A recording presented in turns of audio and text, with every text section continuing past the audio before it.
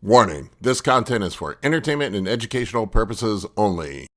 All right, folks, I've got a great one for you today. I recently did an interview with Will Whitlock from Leviathan Nutrition. Will is known as Tudca King on Instagram, if you guys want to give him a follow. Will is a chemist, and he and I discussed his supplements, which are geared, pun intended, towards bodybuilders who are on PEDs, and how he has built these custom supplements that will help people manage their health while on PEDs. And we dig in deep and kind of talk about things such as Astragalus, which is one that's misunderstood and probably doesn't work that well. And Will's going to explain why Astragalus by itself is not that great and how you can actually make it work with one of the isolated substances, astragaloside from Astragalus. We'll dig into that. We talk about lowering hematocrit with supplements, some other things, managing blood pressure, and other topics regarding PED use, and how you can use supplements to mitigate some of the side effects that go along with PED use. While we're talking about PEDs, I want to remind you guys that I have the Science of PED e-course up for sale on the Anabolic Bodybuilding website. Kurt Havens and I have put together an awesome course you guys should check out. It has something like 60 hours of video content in over 100 modules right now. I think it's probably the most comprehensive PED e-course that is out there. If you haven't checked it out, go check it out. I am very confident that you guys will enjoy it. I've had good feedback about it, and Kurt and I are constantly adding things to it, and we do monthly live Q&As for our members where you can ask questions. And enough of that stuff. Let's go to the interview.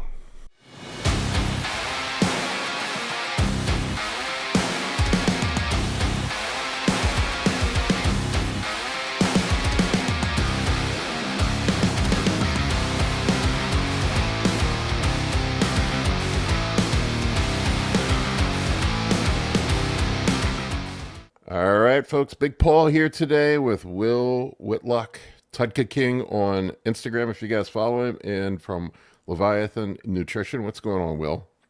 Hey, man, how's it going? Thanks for having me.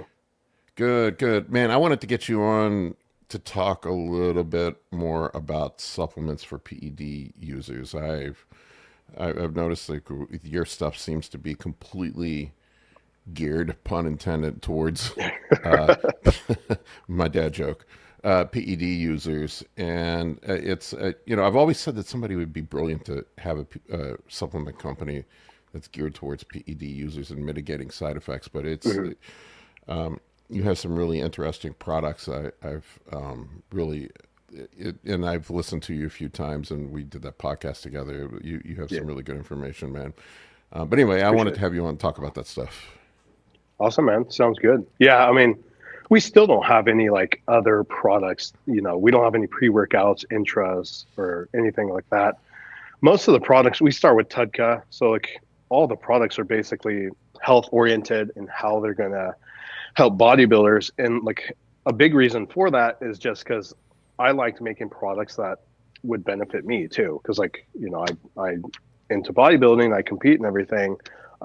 So it's like, why not make something that can help me? And, it's also going to be very helpful for other people as well. So that's kind of how it got started. And then, my background is in chemistry. So it comes in handy when, formulating different products and doing all the research and figuring out like a lot of things that I've done compared to like, what's typically been known, like what we were talking about with like Astragalus and Astragaloside 4, is like figuring out what exactly it is about certain ingredients that makes them beneficial for, whatever it is they're doing. And usually it's attributed to, if you have like an herb or extract, usually it's going to be attributed to a very specific like chemical compound within that. So, most of our products, we standardize for a certain like a certain chemical in an extract or things like that. That's something you'll see on our labels a lot. And then all of our stuff, we we really make sure that they're going to be dosed above and beyond what's typically found, to make sure that someone who's 250 pounds, a 250 pound bodybuilder is still going to be able to have success using our products. Yeah, let's touch on the astragalus thing a little bit. You briefly Okay. mentioned that for my audience, and that I've always kind of wondered if astragalus was useless. And when we were on that podcast together, you had talked about it and the reasons why, and it's the astragalus 4, right? That is what makes astragalus help kidney health. And I went down that rabbit hole Right. and was looking into that. Can you talk about that a little bit? Yeah. So I think Dante Trudel is actually the one who originally found that astragalus is beneficial for bodybuilders for kidney health. It Like was maybe, Dante. maybe like 20 years ago.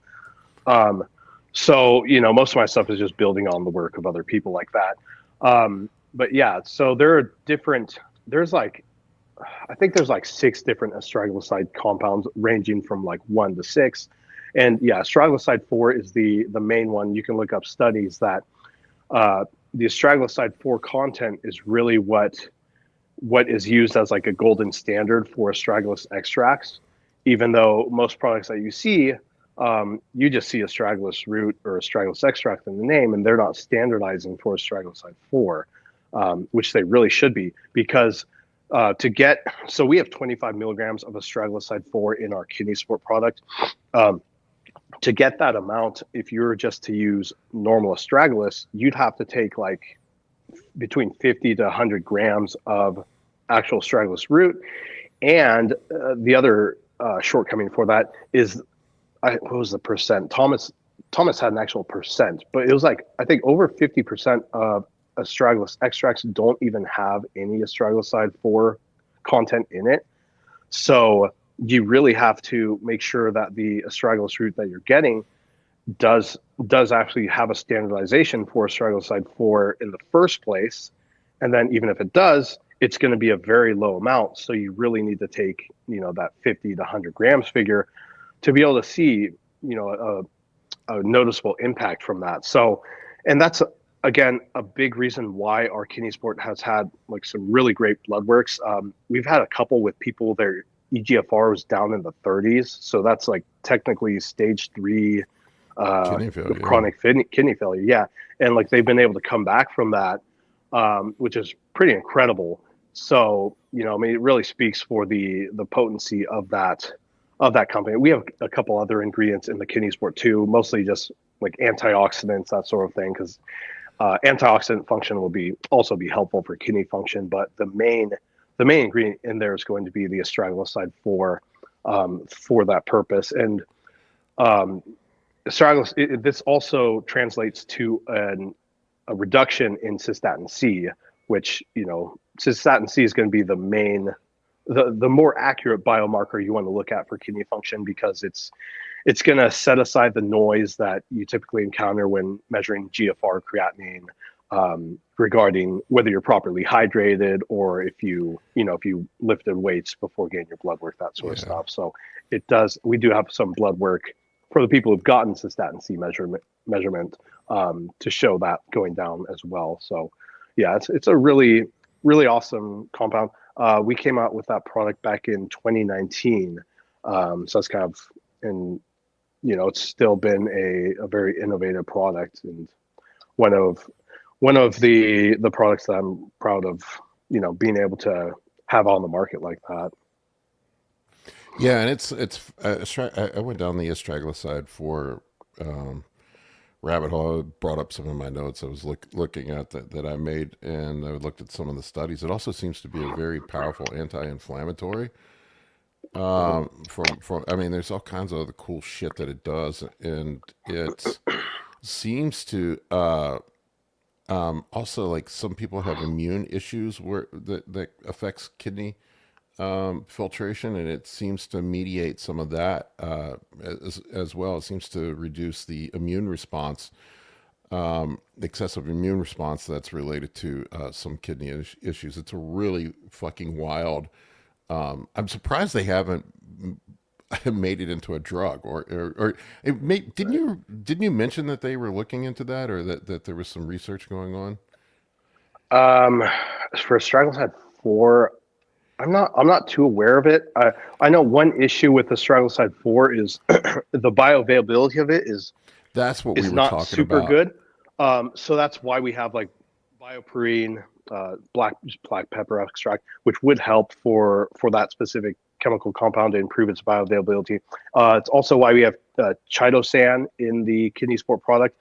There was a study where people used chitosan combined with astragaloside 4, and it improved the bioavailability of the astragaloside 4 itself.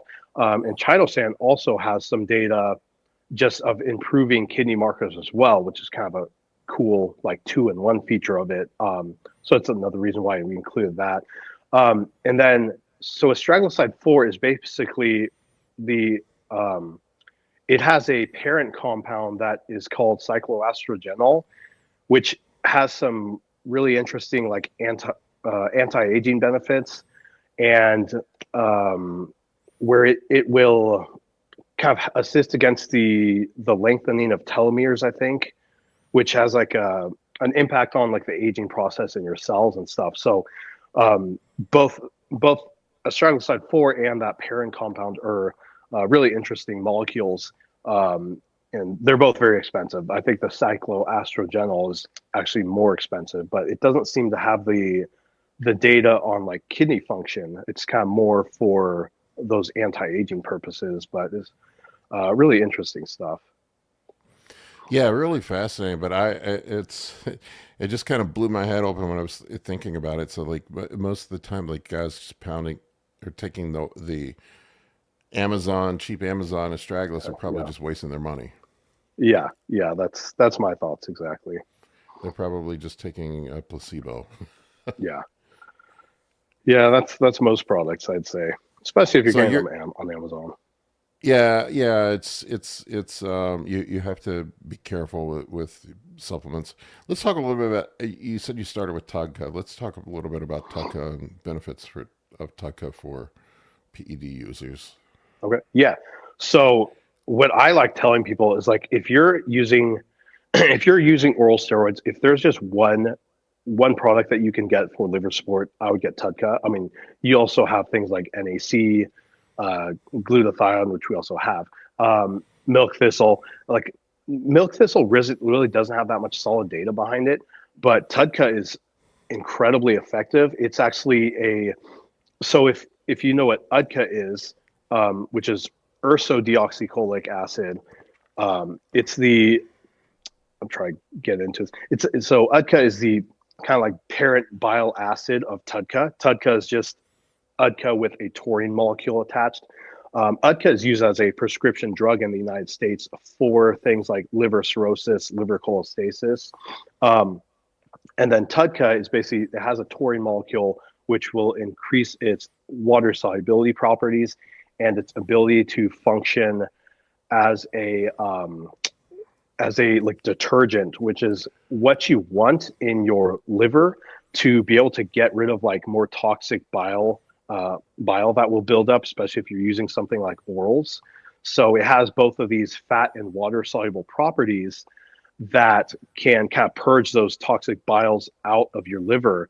And that's whenever you get a lot of that built up, of course, that results in the elevation of liver enzymes. And that's also a big reason why people's appetites go to shit whenever they're using orals. So, using a good dose of Tudca, if you're going to use something like Anadrol or something, which always would crash my appetite, can definitely be helpful there.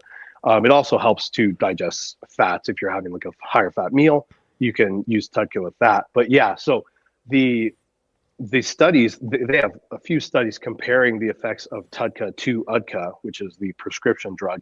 And in each one of them, Tudca actually outperforms for, how helpful it is for the liver, which is really pretty cool. And yeah, I know that I think they've tried to make that a drug, or like, because sometimes whenever we'd import that raw ingredient, and it comes through customs in the U.S., we would have trouble. Like the FDA, like would require extra clearance and stuff for Tudca. I think just because it is so closely related to that prescription drug, and I think there's been some drug companies that want to use it as a drug, but legality wise, I think it is safe as a as a status as a dietary supplement. I don't think that they can change that, but I mean, they've tried to with things like NAC before. So I know they did with NAC. That was a big battle. What, like 2 years ago? yeah, it was around like 2020. I think it was mostly for because it was helpful for COVID in some sense. NAC is also great for like breaking up mucus and stuff with the sulfhydryl groups that are on the cysteine molecule in that, on top of the antioxidant benefits, which I'm kind of recovering from getting sick. So I was actually double dosing my NAC at 2,400 milligrams per day. So if you have a cough or something, that's also a great thing to be taking. Yeah, that those sulfhydryl groups on the NAC are really helpful for that aspect also. So yeah, if you have like a cough or mucus buildup and something, NAC can be helpful with that also. I don't know how much truth there is to this. Somebody was telling me that you shouldn't run NAC all the time. Is there some truth to that, or no? I can't think of any reason why. If they had like a reason why, I could probably address it, but I don't think there's any sort of like adaptation process.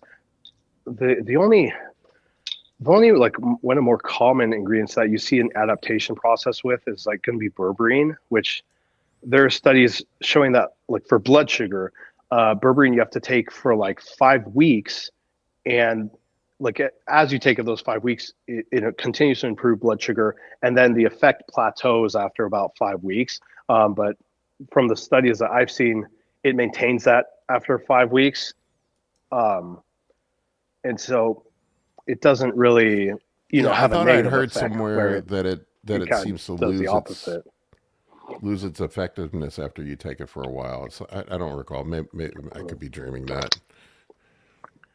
Yeah, and like that's another thing with studies. Most studies on these sort of ingredients, the longest are usually around 6 months.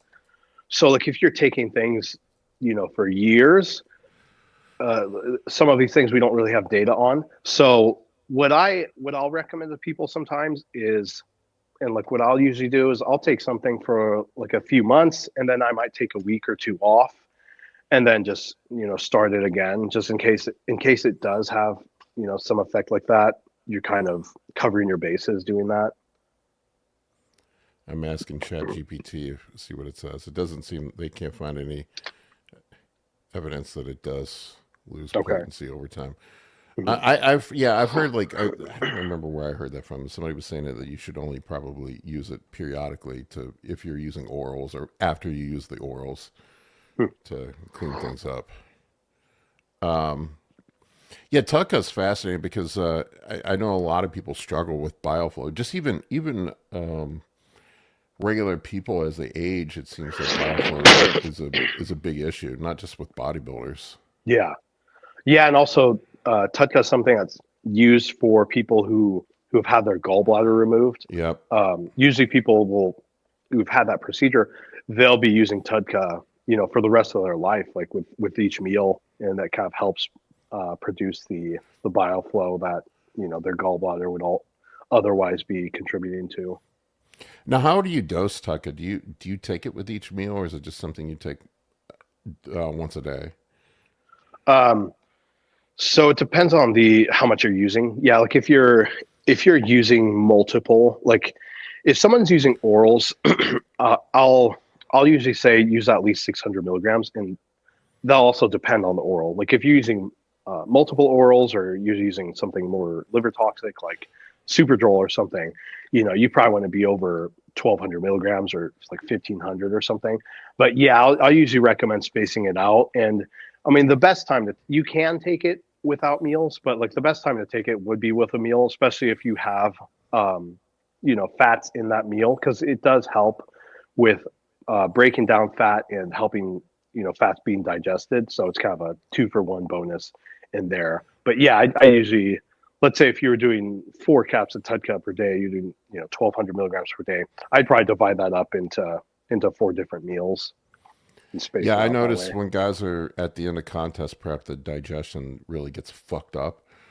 Yeah, And I think it's the orals at the end that really do it. yeah, To be honest with you, and I this yeah. year, It's got to be because it's not going to be the food amount, right? And that's no, usually the biggest you're case in eating the off less. season. Yeah, Yeah, I mean, gastric emptying sucks. It seems it's a lot of guys end up either constipated or get diarrhea or both right. towards the end. And I know, like this past year, I held off running my orals until like the last couple weeks.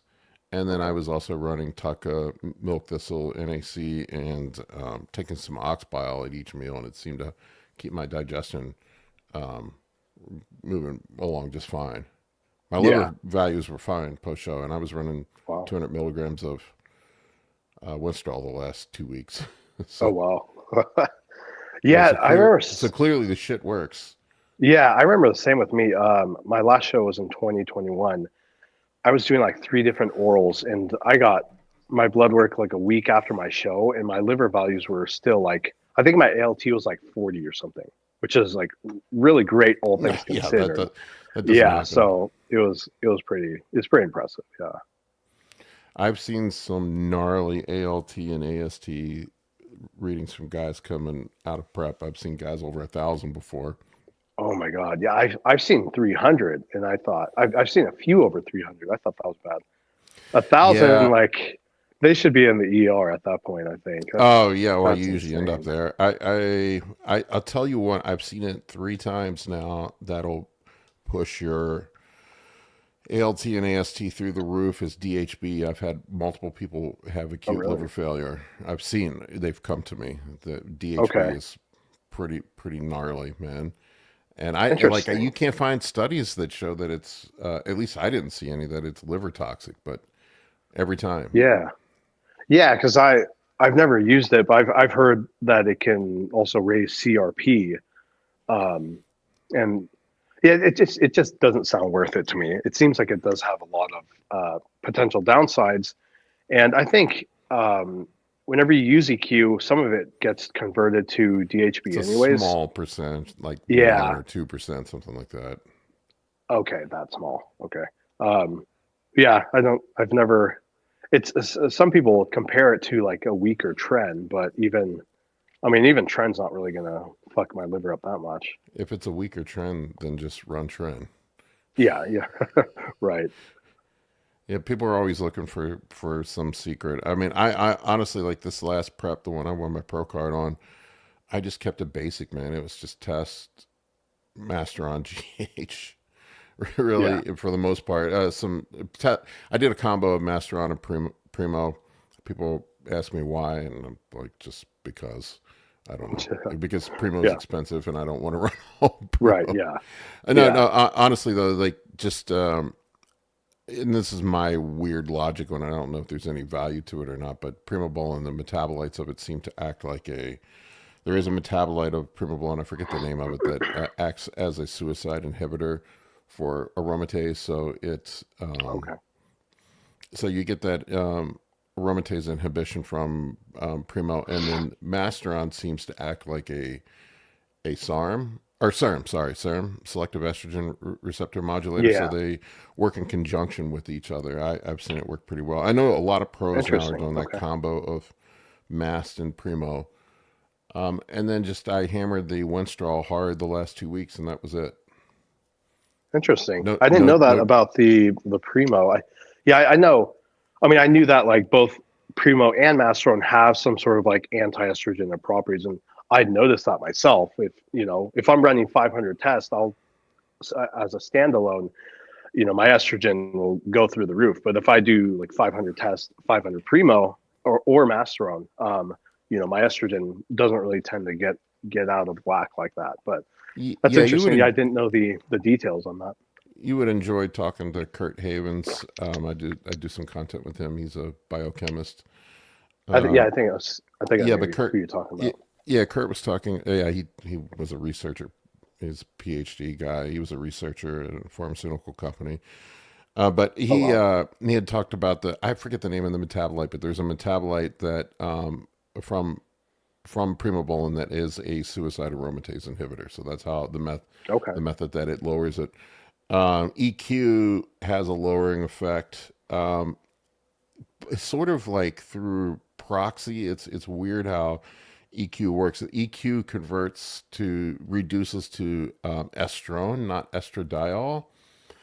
Hmm. So basically mop that estradiol by converting it to estrone, which is mostly inert in men's body, but also probably why some people get, from what I understand, why some people get the anxiety and whatnot from EQ. Oh, interesting. Yeah, because Okay. estrone seems to affect some people psychologically. So there, that's the theory anyway. But and then um, Masteron seems to act like a serum where it blocks the and if you think about it, that was what it was designed for. It was a breast Yeah. cancer treatment, and Right. Yeah. it was sort of the version one of a serum, really. That so we don't know how anabolic Masteron is too. There's some question out there about it, but I do like running Mhm. Masteron. I don't find it to be that anabolic.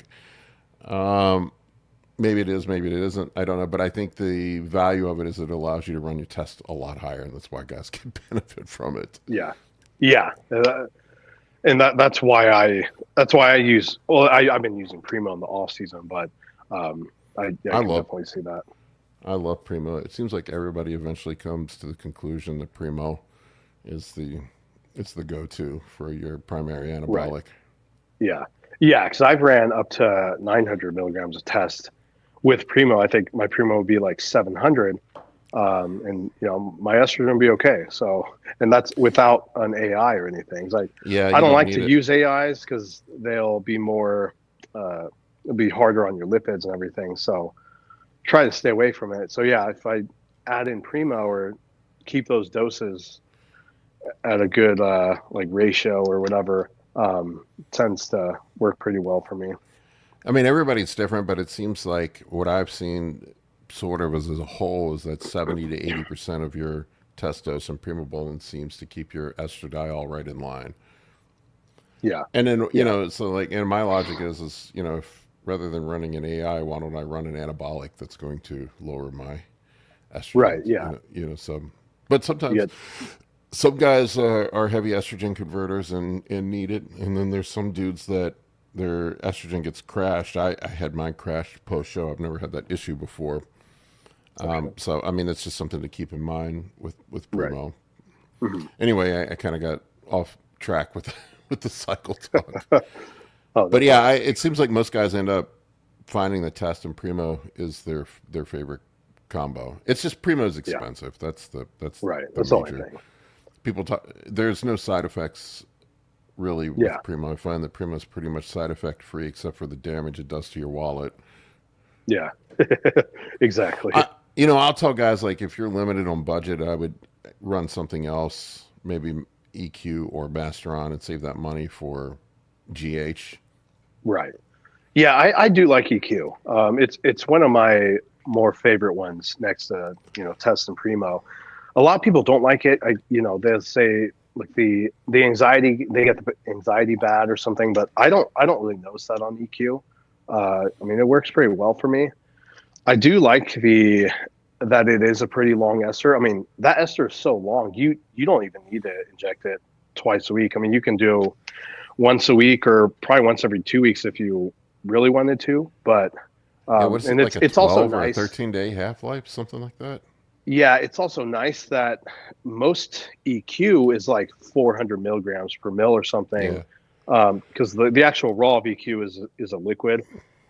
So it's really easy to get it at a higher dose, at a higher concentration compared to most your typical test E at 250 mgs or something. So it's less oil you have to inject, and it's pretty pain free.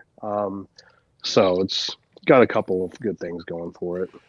I was going to ask you about EQ. There's some notion, and I think there was an old study, if I remember that one. I think it was done on rabbits. I don't remember from the 70s, where it showed that EQ may be directly kidney toxic.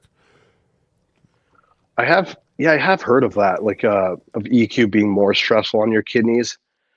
I don't really know the mechanism of action as to why.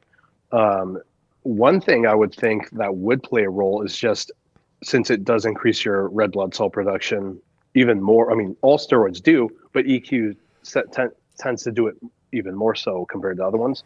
So, that can play a role in increasing blood pressure. And then, of course, if your blood pressure is elevated for periods of time, that can come down to affecting your kidneys also. So I think that's probably one of the routes. I'm not sure if there are other ones also. There could be. That was my thought process on it, but it probably has more to do with the increased red blood cell, hemoglobin, hematocrit, and Mhm. just having thicker blood. Yeah. Um, I do know I don't get the high hemoglobin and hematocrit like most people do, but EQ Oh does well. push mine up. Okay. Yeah. Yeah. It's interesting. So we have a product, Hemoflow, that I kind of made for that reason, um, to help keep your hematocrit and also works for blood pressure, but to help keep your hematocrit under control. And a lot of our customers are just people on TRT. So a lot of them, they'll have their hematocrit, go out of range even just on TRT, 150, 200 milligrams, which, and like that's almost the majority of our customers at this point. I didn't know that was that common, even on low doses of testosterone like that, which is definitely interesting.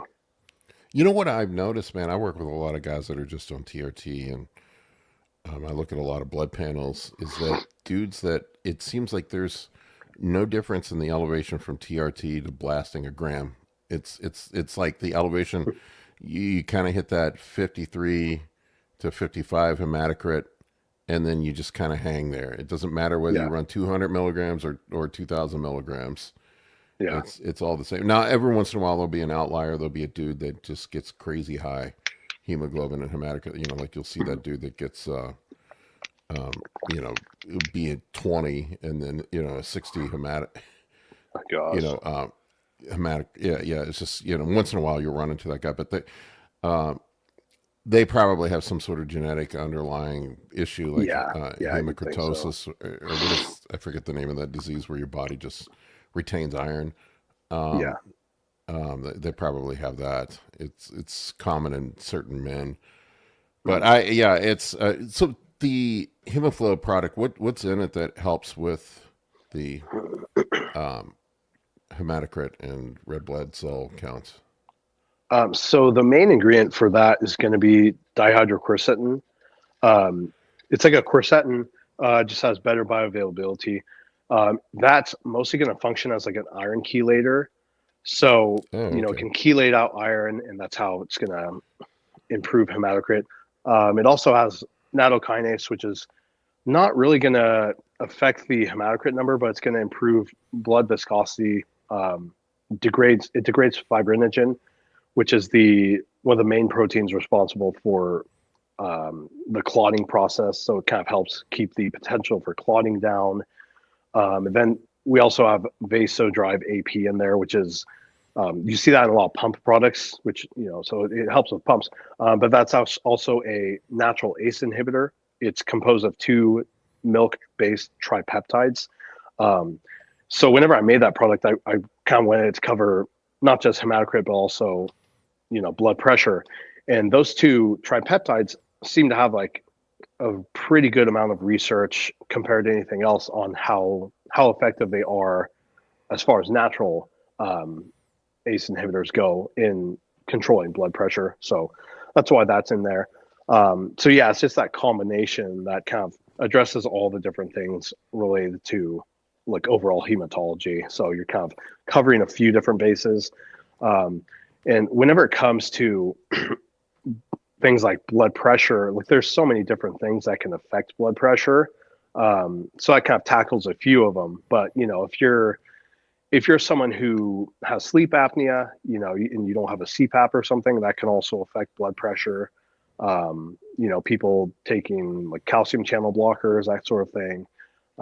It's another route that affects blood pressure. So there's a lot of different avenues that contributes to those things. And that's why, like for me, whenever I would use, I still take telmisartan, but it doesn't really seem to drop my blood pressure. I think like most of mine was just due to like sleep apnea and things like that. So especially whenever I get over like 230 pounds in the off season, I'll have to use the CPAP, and that makes a pretty big difference for me. But yeah, that's the main way that hemoflow works for hematocrit. Yeah, very interesting. How much of a decrease do you usually see? Most people, I guess it also depends like what they're running and everything. So some people, they've done like full blown contest prep cycles or something, and they'll still see a couple points reduction. I've seen people with up to like 10 points, down on their hematocrit, which we do get that pretty commonly. Like their hemoglobin will go down like 3 points or something, which usually your hematocrit is 3 times that amount. So yeah, it kind of varies. And those people, I'm not sure, like they just tell me the results. I'm not sure what they're running. They might just be doing testosterone, or TRT. But yeah, we have had people like on full blown cycles who it still goes lower, and that's without them donating blood or anything. So has been pretty impressive to see that. I'm gonna have to give some of your supplements a try. I'm gonna pick up a couple things. All right, man. Sounds good. Yeah, that product actually is our best selling product now. It's just, Well, everybody that's on PEDs has high hematocrit. yeah, Even yeah, like you said, even TRT.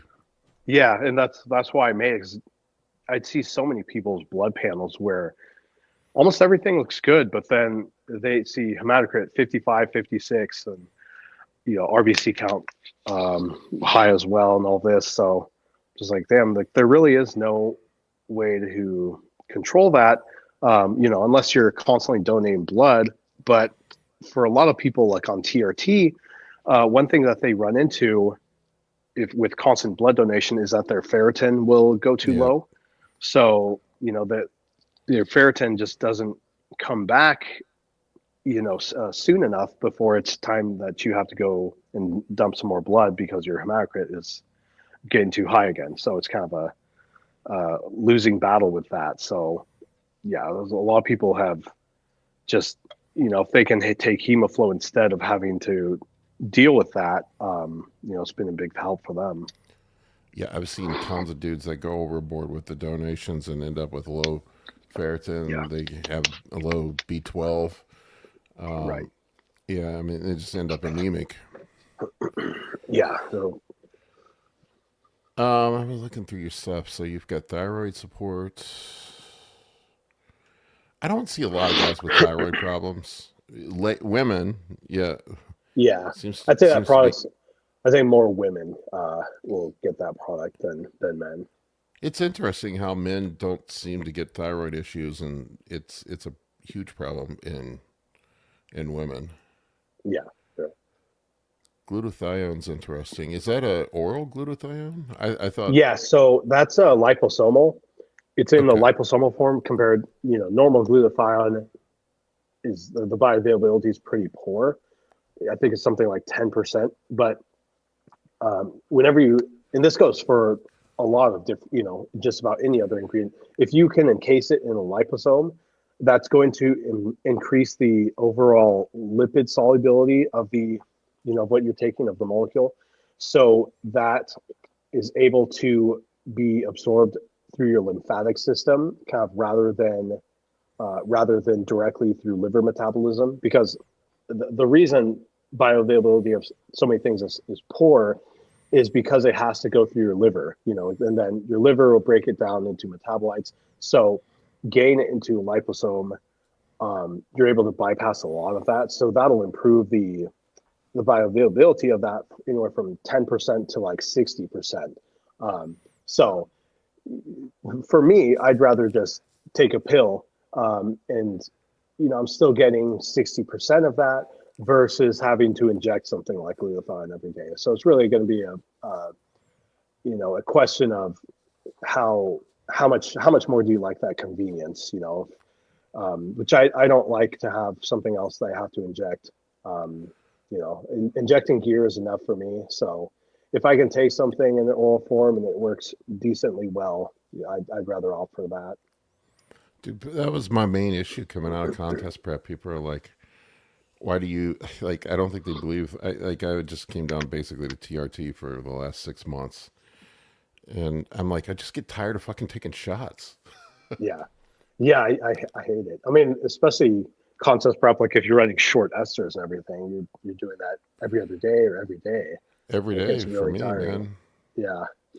Yeah. So whenever I do TRT, usually I'll just do like sub-Q doses too. It's just more convenient. I mean, you get the big welt, but sometimes I'd rather just have that than having to do intramuscular shots all the time.